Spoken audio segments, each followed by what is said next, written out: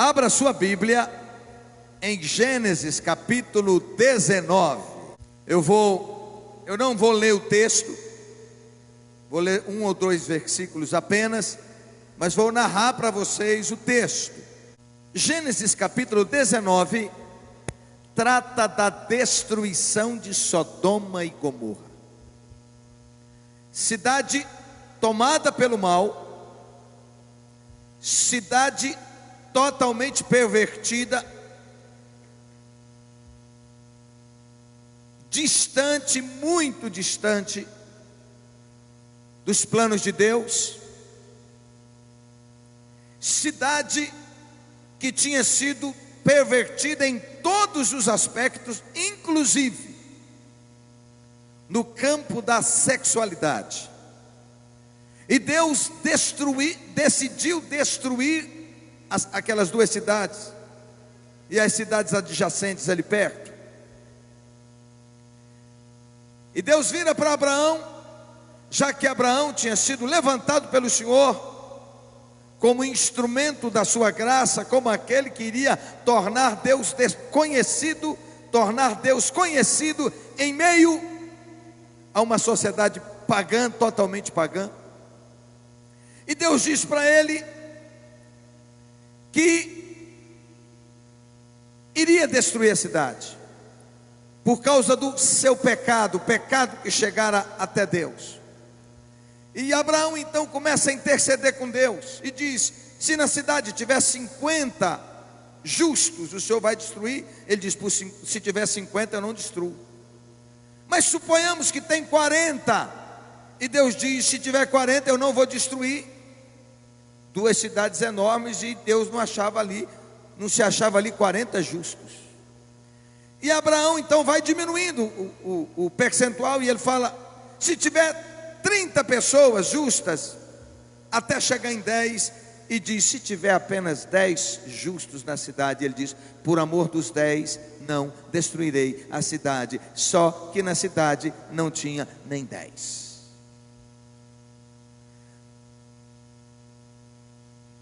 E por causa da intercessão de Abraão, Deus resolveu poupar Ló e sua família, sobrinho de Abraão.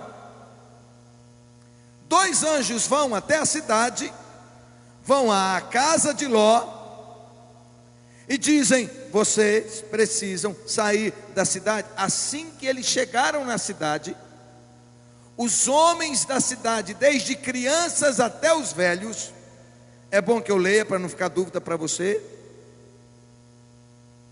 Versículo 4, capítulo 19. Mas antes que se deitassem, quando todos os homens de Sodoma, diga, todos os homens, jovens, velhos, chegaram de toda parte da cidade e cercaram a casa de Ló. Próximo versículo. Gritaram para Ló: onde estão os homens que vieram passar a noite em sua casa? Traga-os aqui para fora, para nós podermos ter relação sexual com eles. Quem já tinha lido isso na Bíblia, esse texto?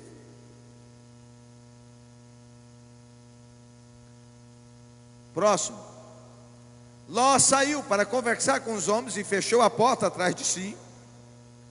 Por favor, meus irmãos, não cometam tamanha maldade, pediu Ló.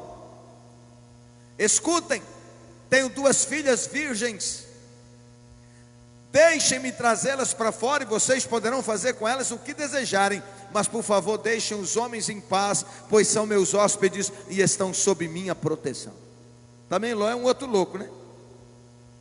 Ele está tentando proteger os homens, que ele não sabia que eram anjos, que tinham se materializado em homens, em seres humanos, e está dizendo: tenho 2 filhas virgens, façam o que vocês quiserem, mas esses homens eu preciso proteger.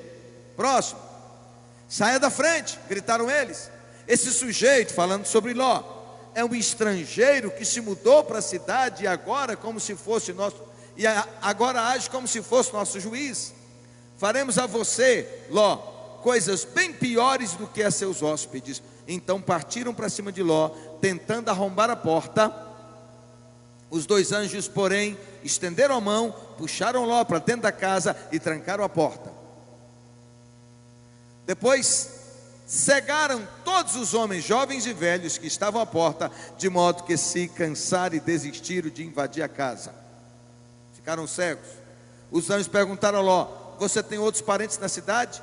Tire-os todos daqui, genros, filhos, filhas e qualquer outro parente, pois estamos prestes a destruir toda a cidade.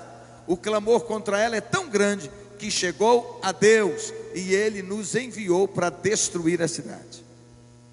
Então Ló correu para avisar os noivos de suas filhas: saiam depressa da cidade, o Senhor está prestes a destruí-la. Os rapazes, porém, pensaram que ele estava brincando. No dia seguinte, ao amanhecer, os anjos insistiram: rápido, tome sua mulher e suas 2 filhas que estão aqui, saia agora mesmo, ou também morrerá quando a cidade for castigada. Visto que Ló ainda hesitava, os anjos tomaram eles pela mão e saíram puxando a eles e suas 2 filhas, e correram com eles para um lugar seguro fora da cidade, pois o Senhor foi misericordioso com eles. Quando estava em segurança fora da cidade, um dos anjos ordenou: corram e salvem-se, não olhem para trás, nem parem no vale. O que o anjo falou? Corra, salve-se, não olhe, nem parem no vale. Fujam para as montanhas, ou serão destruídos. Mas Ló suplicou: não, meu senhor, os senhores foram muito bondosos comigo, salvaram minha vida e mostraram grande compaixão. Não posso, contudo, ir para as montanhas. A calamidade também me alcançaria ali, e bem depressa eu morreria. Vejam, aqui perto há um vilarejo, um lugar bem pequeno. Por favor, deixe-me ir para lá, e minha vida será salva. Está bem, disse o anjo, atenderam ao seu pedido. Não destruirei o vilarejo, que também seria destruído. Mas vá logo, fuja para ele, pois não posso fazer nada enquanto você não chegar lá. Isso explica porque a vila era conhecida como Zoar. Próximo. Lá, Ló chegou em Zoar quando o sol aparecia no horizonte. Então o Senhor fez chover do céu fogo e enxofre sobre Sodoma e Gomorra. Destruiu-as completamente, além de outras cidades e vilas da planície, e exterminou todos os habitantes de toda a vegetação. A mulher de Ló, porém, se transformou numa coluna ou numa estátua de sal. Diga: e a mulher de Ló olhou para trás, tornou-se uma estátua de sal. Em Lucas capítulo 17, versículo 32, o Senhor Jesus repete, ele faz uma advertência, e ele dá uma ordem. Jesus está falando com seus discípulos e diz: lembrai-vos da mulher de Ló. Então ele faz uma advertência de que eles não deveriam se esquecerem do que aconteceu com aquela mulher. E eu tenho um tema para a gente estudar aqui hoje: é não fique paralisado. Existem pessoas que estão presas ao passado. Muitas coisas aconteceram nas suas vidas, muitos traumas, muitas feridas, foram vítimas em tantas situações. Outras, elas mesmas foram as causadoras dos problemas. E de alguma maneira, e por N razões, elas ficaram presas ao passado. Então, são pessoas que só vivem do passado. Elas inverteram. No carro você tem à frente um para-brisa enorme, você olhar para frente, e o retrovisor pequenininho, para você ter o passado como uma referência. Essas pessoas invertem, colocam um espelho enorme do tamanho do para-brisa como retrovisor, e colocam um espelho ou um para-brisa pequenininho, minúsculo como é o retrovisor. Isso faz com que elas não consigam olhar para frente, elas não conseguem ver o amanhã, elas não conseguem nem viver o presente, porque elas estão totalmente absorvidas pelo passado. E elas ficam assim: eu já tive um bom emprego, eu já tive uma condição financeira melhor, eu já tive amigos de verdade, eu fui um bom aluno, eu fui um bom profissional, eu tinha boa saúde, eu já experimentei no passado muitas vezes a presença de Deus na minha vida. Que tempo bom! Mas elas não conseguem repetir esse passado hoje. Isto é, elas não conseguem ter experiências como tiveram no passado com Deus hoje. Ou ainda, aconteceu algo terrível comigo no passado, que não consigo esquecer. Se sentimos saudades dos tempos passados por muito tempo, e continuamos falando neles, pensando neles, esgotaremos completamente nossa capacidade de desfrutar o hoje e o futuro, o amanhã. A palavra é: se foi bom ou ruim o seu passado, ele precisa passar, ele precisa ficar para trás. Você, nós precisamos colocar os olhos no amanhã.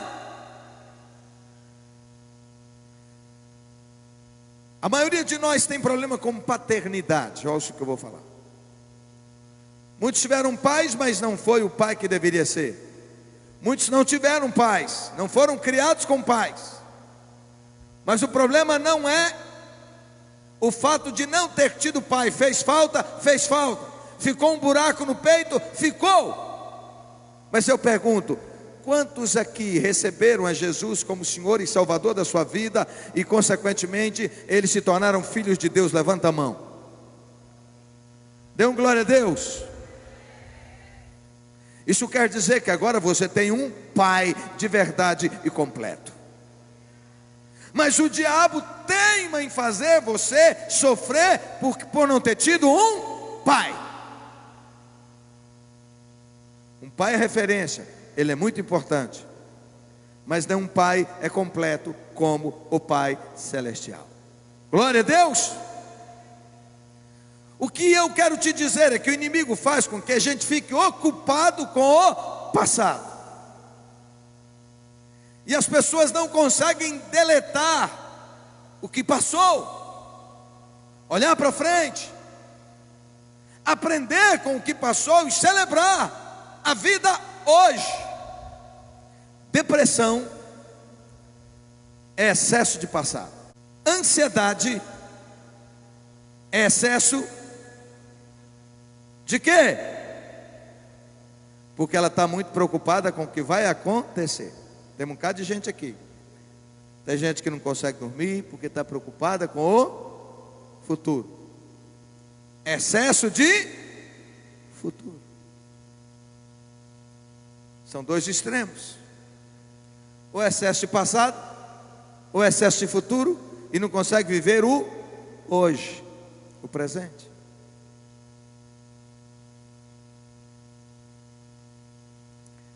Quando a mulher de Ló, é muito significativo, porque Ló construiu a sua vida naquela cidade, naquela região. Ele alcançou muitos bens, ele ficou muito rico, a família se estabeleceu ali, as filhas iam casar com homens daquela cidade. Ló, que tinha se tornado um juiz naquela cidade, lembra que ele se separou de Abraão? Lembram disso? Porque os pastores estavam brigando por problema de espaço, de terra, e Abraão disse para ele: escolha para onde você vai, não dá para ficar junto mais. Se você for para a direita, eu vou para a esquerda. Se você for para o lado da campina, eu vou para as montanhas, mas escolha.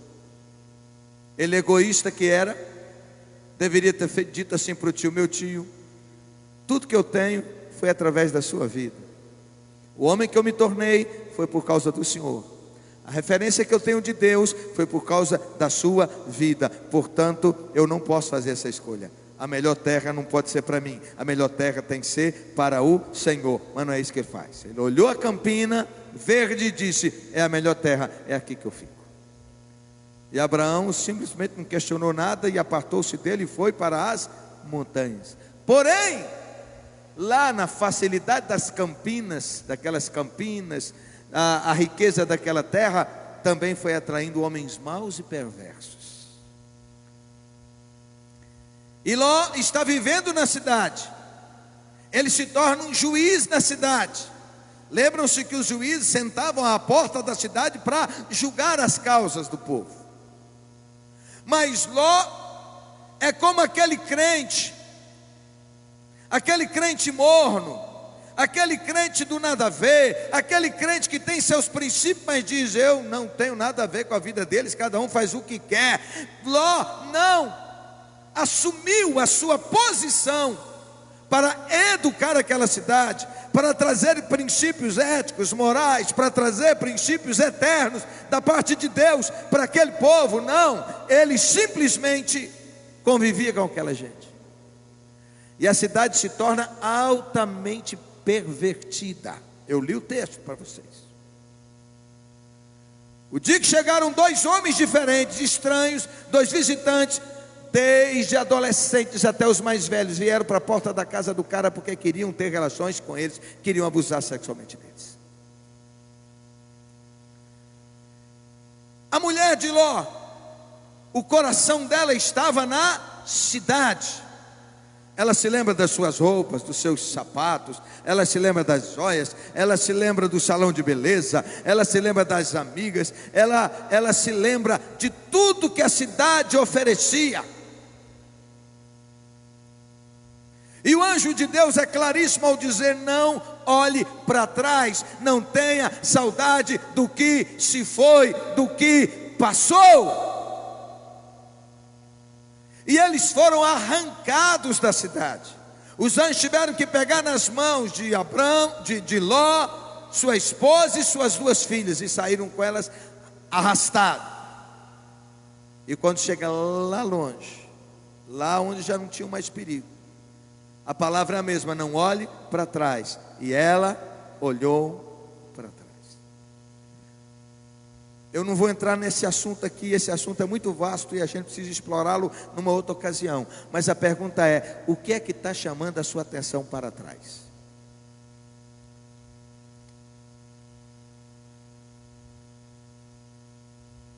Como eu queria que vocês me ouvissem. E tem gente que não para de conversar, isso está me chateando.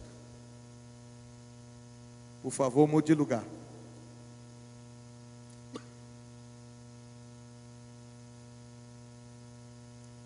O que é que está te fazendo olhar para trás? O que é que está preso, o que está prendendo você ao passado? O que é que está dominando o seu coração? São mágoas? São revoltas? Sentimento de que as pessoas se levantam contra você, não gostam de você, perseguem você, fazem mal a você. Por que você não consegue compreender o que Deus está fazendo contigo hoje, até quando Ele nos dá um não? Mas eu tenho que ter a humildade de parar e perguntar para o Senhor: Senhor, o que Tu queres que eu aprenda nesse momento da minha vida?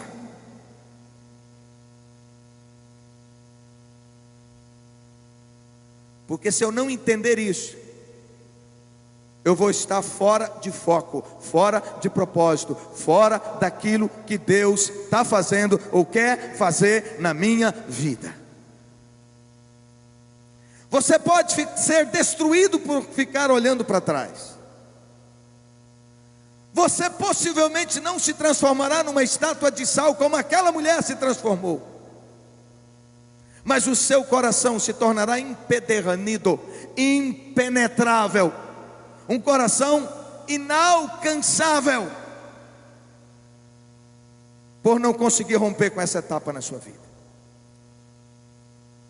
A Bíblia diz em Provérbios 23:7: assim como o homem pensa, assim ele é. Acabou, gente.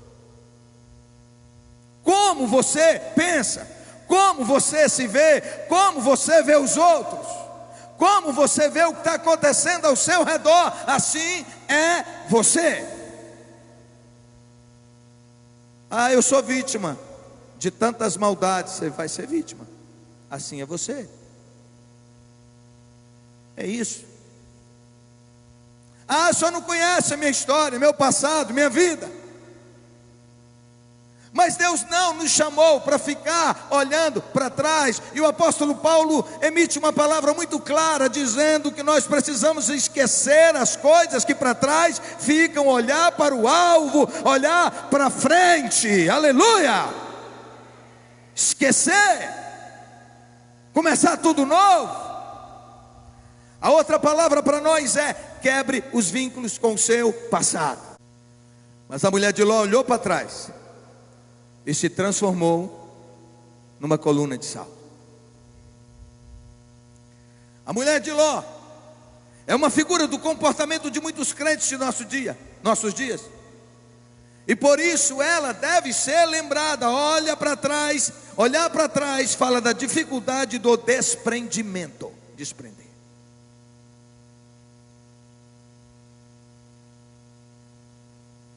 Há muita gente que não consegue se desprender das coisas das quais Deus o libertou. Você já viu isso? Deus libertou, mas não consegue se desprender do passado. Aquilo que um dia te prendeu, potencialmente ainda é um perigo na sua vida. Se você não ficar atento, pode se tornar uma realidade de novo e escravizar a sua vida de novo. E o apóstolo Paulo, escrevendo aos Gálatas, no capítulo 5, versículo 1, ele diz: para a liberdade foi que Cristo nos libertou. Você pode dar um glória a Deus? Permanecei, pois, firmes, e não vos submetais de novo a jugo de escravidão. Aleluia!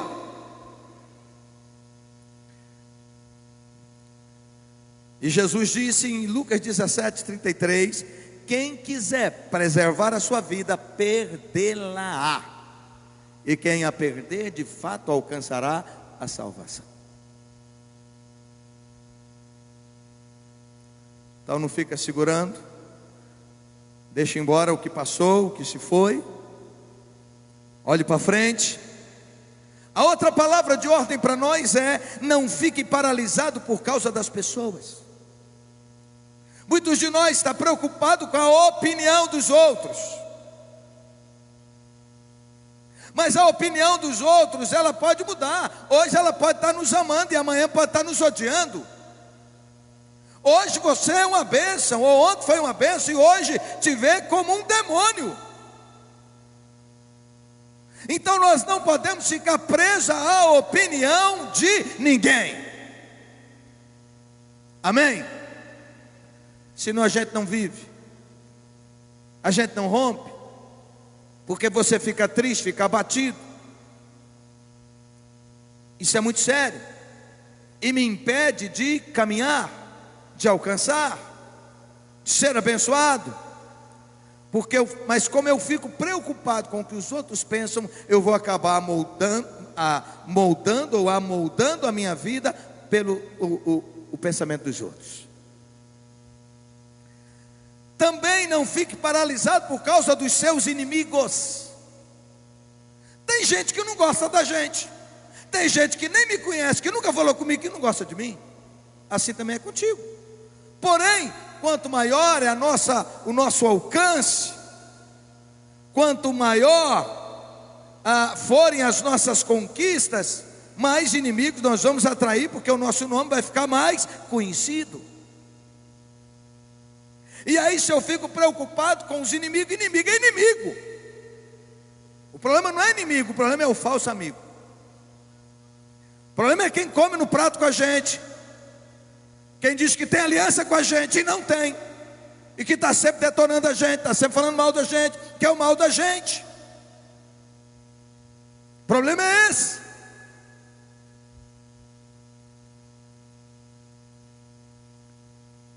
Por outro lado, se tem 1, 2 ou 10 que não gostam de você, tem milhares de pessoas que amam você, que querem seu bem, e outro tanto que de possibilidade de conhecer mais gente para gostar de você e ser uma bênção de Deus na sua vida. Diga: eu não preciso da aprovação dos outros, eu preciso da aprovação do céu de Deus. Portanto, o que é certo faça, ainda que os outros não entendam.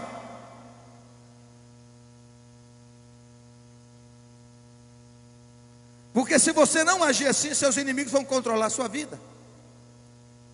A outra palavra é: não fique paralisado por causa dos pecados. Pecados do passado. Ah, eu fiz, você fez, meu irmão. Mas peça perdão e tome posse do perdão, e pare de se culpar, e se tiver consequência, conviva com as consequências, recebendo graça da parte de Deus, sabendo que você está perdoado, como está distante o Oriente do Ocidente, diz o Senhor, assim Ele coloca as nossas transgressões, aleluia. Então não fique paralisado por causa de pecados do passado, e nem paralisado por causa de pecados de hoje. Você não vai fazer como eu fazia quando menino. Eu aprontava e ficava assim: meu pai e minha mãe estão com raiva de mim. E aí eu ficava distante deles, ficava cabreiro com eles. Aí depois eu transferi isso para Deus. Toda vez que eu pecava, eu falei assim: não, eu não vou mexer com Deus agora não, porque Ele está com raiva de mim. Deixa passar a raiva dele, depois eu acerto com ele. Mas não é assim. Depois eu fui entender que pecado confessado é pecado perdoado. Aleluia, dê um glória a Deus. Vá e não peques mais. É deixar o pecado para trás, mas não demore em tratar, não demore em confessar, para que o inimigo não ganhe direito de estabelecer um domínio naquela área da sua vida, que daqui a pouco ele ponha um demônio ali naquela área da sua vida, por causa de pecados não resolvidos. Não fique paralisado pelas decisões passadas. O que passou, passou. Quantas coisas eu faria diferente hoje? Quantas? Eu não tinha experiência, a sabedoria devida. Mas não adianta ficar chorando leite derramado. A outra palavra para nós aqui é: não seja paralisado pela adversidade. Agora nós vamos para o segundo livro das Crônicas, capítulo 20. Segundo livro das Crônicas, capítulo 20. Cadê Crônicas? Segundo livro das Crônicas, capítulo 20. Veja só, diz assim, depois de, versículo 1 e seguinte: depois disso, os filhos de Moabe e os filhos de Amon, com alguns dos meunitas, vieram a peleja contra Josafá. Então vieram alguns que avisaram a Josafá, dizendo: grande multidão vem contra ti do outro lado do mar e também da Síria, e eis que já estão em Azazon Tamar, que é em Gedi. Então Josafá teve medo, diga, Josafá teve medo, e se pôs a buscar o Senhor. Esse medo é bom, porque todo medo que nos lança para Deus é bom, que nós somos para o lugar certo, para a pessoa certa. E ele conclamou, apregoou, anunciou, decretou um jejum em todo o país, Judá. Judá se reuniu para pedir socorro ao Senhor. Também de todas as cidades de Judá veio gente para buscar ao Senhor. Pôs-se Josafá em pé na congregação de Judá e de Jerusalém, na casa do Senhor, diante do pátio novo, e disse: Ah, Senhor Deus de nossos pais, porventura não és tu Deus nos céus? Não és tu que dominas sobre todos os reinos dos povos? Na tua mão está a força e o poder, e não há quem possa te resistir. Aleluia! Glória a Deus! Josafá se colocou em pé diante de Deus e diante do povo. É interessante que ele, o medo, e era um medo real, o fez buscar a face e a presença do Senhor. Então, primeiro, quando você estiver enfrentando a adversidade na vida, tenha em mente um histórico sobre as ações de Deus. Quantos livramentos o Senhor já te deu no passado? Quantas vezes você foi a Ele e Ele te respondeu? Quantas vezes o Senhor guerreou as suas guerras?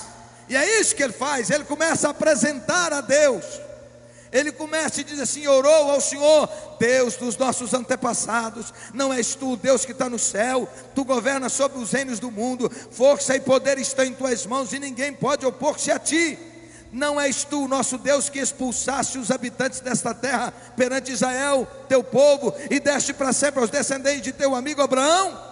Eles a têm habitado e nela construíram um santuário em honra ao teu nome, dizendo: se alguma desgraça nos atingir, seja castigo de espada, seja peste, seja fome, nós nos colocaremos em tua presença neste templo, pois ele leva o teu nome, e clamaremos a ti em nossa angústia, e tu nos ouvirás e nos salvarás. Mas agora, aí estão amonitas e moabitas e habitantes do Monte Seir, cujo território não permitisse que Israel invadisse quando vinha do Egito. Por isso os israelitas se desviaram deles e não os destruíram.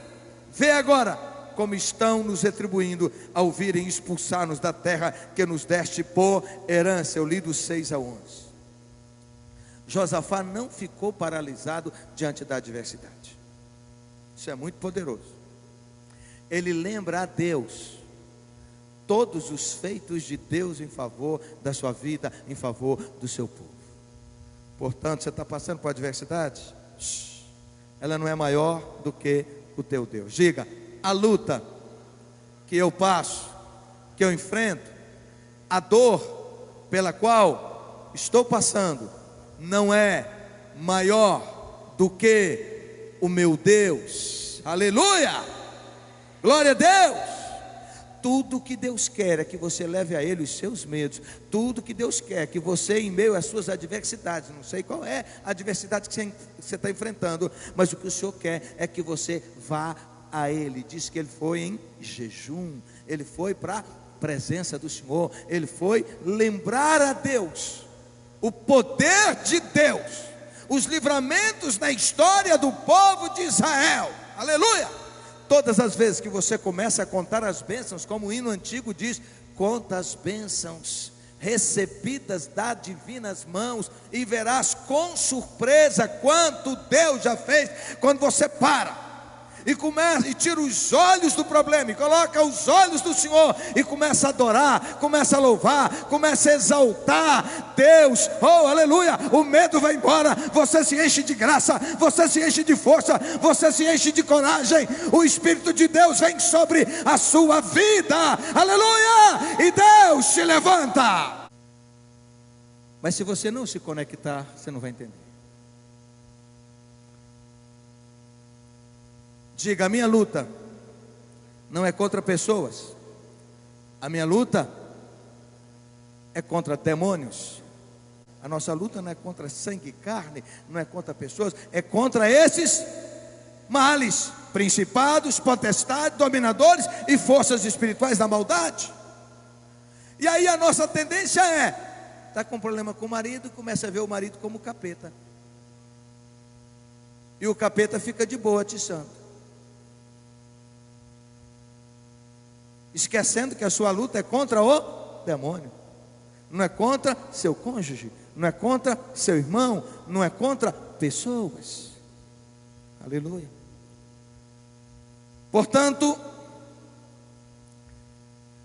A outra palavra, a primeira é: lembre a Deus os feitos dele, porque isso vai fortalecer você, vai trazer a presença de Deus até você.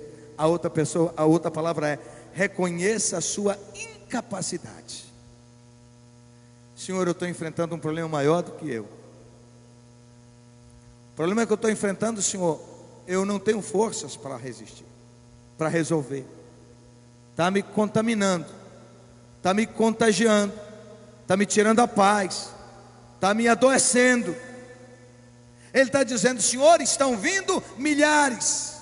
Ó nosso Deus, não irás tu julgá-los, 2 Crônicas 20, versículo 12, pois não temos força em nós para enfrentar esse exército imenso que está nos atacando, não sabemos o que fazer. Ele revela humildade e dependência. Olha para quem está do seu lado, diga: humildade e dependência. Mais forte: e dependência. A outra palavra é: não tire os olhos do Senhor, que na sequência ele diz: nós não sabemos o que fazer, mas os nossos olhos estão em ti. Olha aqui, ponha seus olhos no Senhor. Ponha seus olhos no Senhor. Todo problema o diabo pode armar para te destruir, mas Deus tem um propósito de tratar a sua vida e seu caráter. Deus tem propósito que você cresça. Se a gente não entender a lição, o coração vai ficar mais duro, vai sair do propósito. A palavra de ordem é: humilhai-vos sob a poderosa mão de Deus, para que no tempo certo Ele te exalte. Você não entendeu? Se você não entender, o coração cada dia vai ficar mais duro. Daqui a pouco a sua casa ficou pequena para você, seu trabalho ficou pequeno, a igreja, você não consegue nem ficar aqui. Quem era uma bênção na sua vida vira um demônio, na sua ótica. E no Salmo 121, versículo 1 e 2 diz: eleva os meus olhos para os montes, o meu socorro vem, que fez o céu e a terra. Glória a Deus, glória a Deus. Então olha para quem está do seu lado e diga: não fique paralisado por causa do medo. Não fique paralisado por causa das mágoas. Eu não tenho mais tempo de tratar isso aqui, eu estou só citando os tópicos. Cuidado para que não haja raiz de amargura na sua vida, que brotando contamina outros. Você já viu isso? Todas as vezes que eu me coloco como vítima, eu começo a me posicionando como vítima, e as pessoas começam a tomar meu partido, vão ficando com pena de mim, vão ficando do meu lado, e então isso vai virando uma raiz de amargura que vai contaminando a várias pessoas. Abra teu olho. A última palavra aqui hoje: não fique paralisado por causa do futuro.